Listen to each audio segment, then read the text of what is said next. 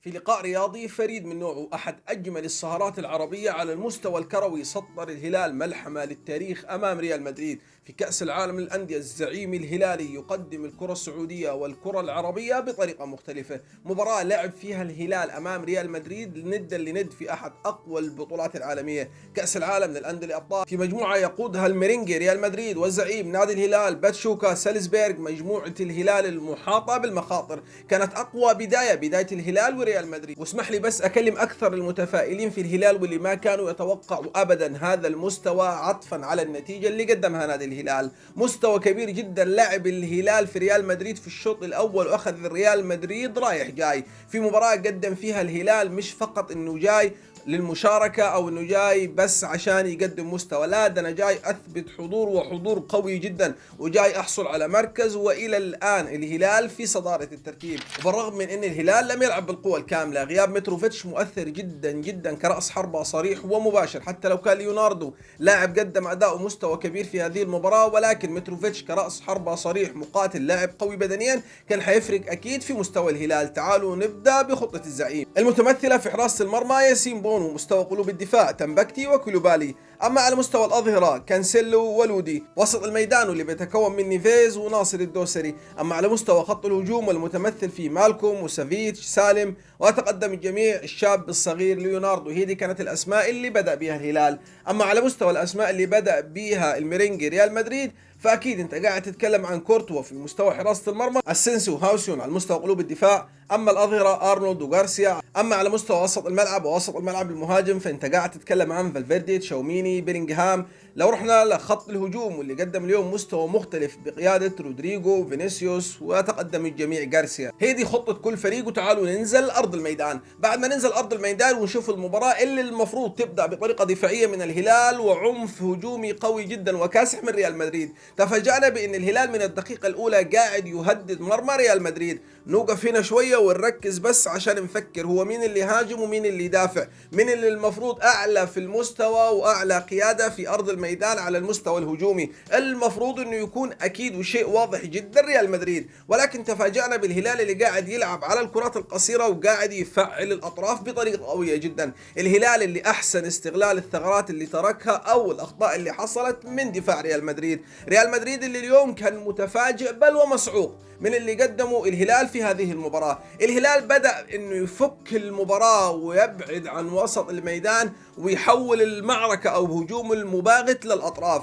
الأطراف اللي كان اليوم علامة فارقة جدا وكبيرة جدا فيها سافيتش. يا محمد سافيتش قاعد يلعب في وسط الميدان، كيف قاعد تتكلم عن الأطراف؟ دور سافيتش اليوم في أرض الميدان يا إخوان كان دور محوري حرفيا. سافيتش كان قادر انه يغير شكل هجوم الهلال. كنت تشوف سافيتش موجود في وسط الميدان، سافيتش قاعد يتصدى لهجمات ريال مدريد. اما في حالة الهجوم شفنا اكثر من كورة كانت خطرة للقائد سافيتش في ارض الميدان.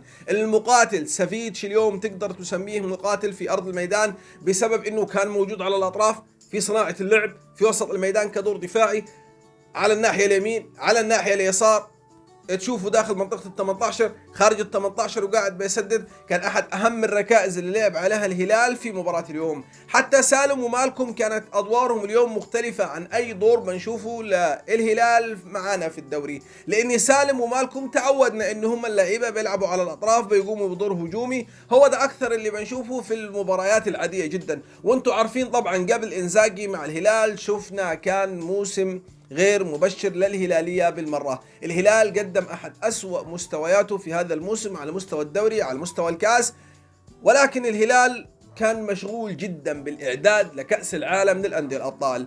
أوضح الهلال وبل وضع عنوان عريض جدا إن الهلال متفرغ هذا الموسم للعالمية والعالمية فقط، إن الهلال قاعد يعد ويستعد لريال مدريد بكل قوة. تعالوا نروح لريال مدريد بكل نجومه وبكامل عناصره وبكل التبديلات اللي أجراها، وبغض النظر عن بعض المسائل التحكيمية اللي حصلت في المباراة، ولكن ريال مدريد لم يعود ولم يظهر ولم نرى ريال مدريد كما تعودنا عليه إلا في الشوط الثاني. الشوط الثاني اللي كان من الطبيعي أنه يتراجع فيه الهلال ما راح يكمل الشوطين بنفس المستوى وبنفس الأداء، حتى لو كان الهلال خطير في بعض المشاهد في الشوط الثاني، ولكن ريال مدريد كان يجب أن يعود بمستوى مختلف في الشوط الثاني واللي راح نبدأ. بعد كده ما تضغط لايك لو كنت ناسي وتصلي على النبي عشان نحاول نوصل لأكبر عدد من الأصدقاء. ريال مدريد نزل الشوط الثاني، رؤية مختلفة، طريقة هجوم مختلفة، اللعب على الثغرات اللي موجودة في دفاع الهلال، الضغط على دفاعات الهلال لاستغلال الأخطاء اللي ممكن تحصل منه. شفنا في نهاية الشوط الثاني الخطأ الفادح اللي كان من مدافع الهلال واللي حصل معاه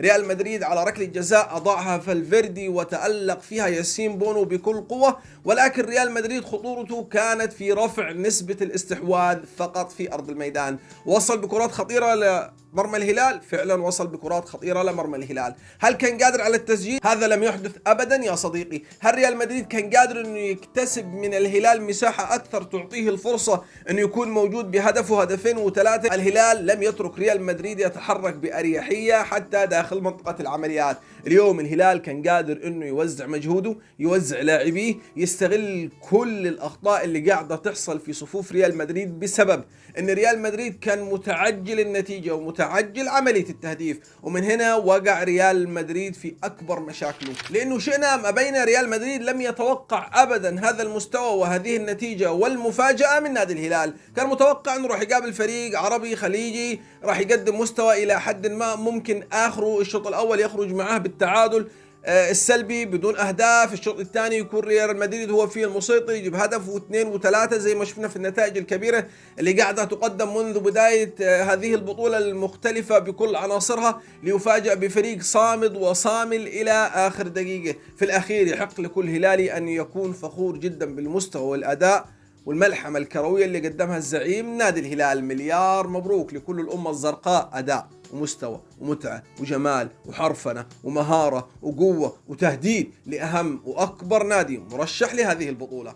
وبهذا القدر يا صديقي يكون وصلنا لنهاية المقطع. لا تنسى أنك تصلي على النبي، تضغط لايك، تشترك في القناة لو ما كنت مشترك، وسلام.